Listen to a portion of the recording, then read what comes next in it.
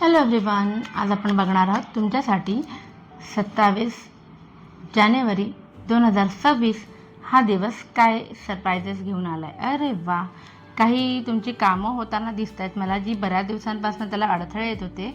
So या 27 तारखेला या कामांना थोडीशी प्रगती मिळेल. बॅकग्राऊंडमध्ये का होईना, अगदी त्या दिवशी काम नाही होणार, पण जी कामं तुमची अडकली आहेत ना, ती कुठेतरी युनिवर्स बॅकग्राऊंडमध्ये त्या कामांना प्रगती आणताना मला दिसतोय. बाकी हे 3 कार्ड्स जे आले थॉट्सचे, ते मला सांगतायत की कुठेतरी हिलिंग होताना दिसते. कारण आजारपणाचा एक कार्ड आलं, एक्झर्शन खूप जास्त होते तुमचे गेल्या काही दिवसांपासून, त्याच्यामुळे खूप जास्त थकवा येण्याची शक्यता आहे.